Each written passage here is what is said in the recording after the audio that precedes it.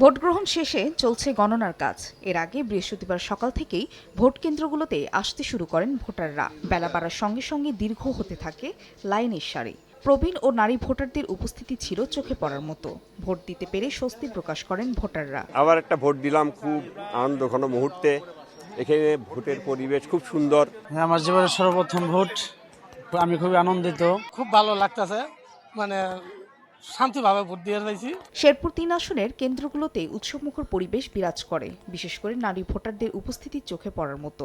BNP প্রার্থী মাহমুদুল হক রুবেল অভিযোগ করেন, জামাত নিশ্চিত পরাজয় জেনে বিএনপির নামে মিথ্যা প্রোপাগান্ডা ছড়ায়। আমি আশা করি যেহেতু সুষ্ঠু নিরপেক্ষ ভোট হচ্ছে, আলহামদুলিল্লাহ বিজয় ইনশাল্লাহ অবশ্যই আমার সুনিশ্চিত।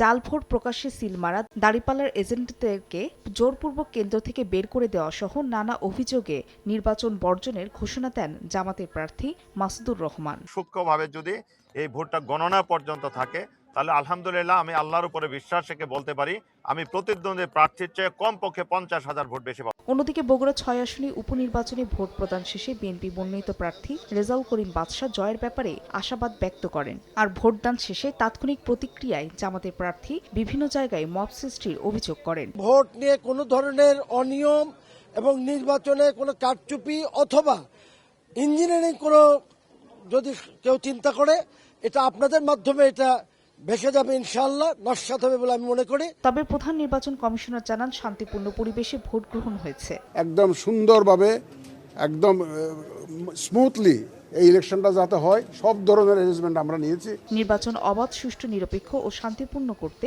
মাঠে ছিল সেনাবাহিনী, বিজিবি, র্যাব ও পুলিশ।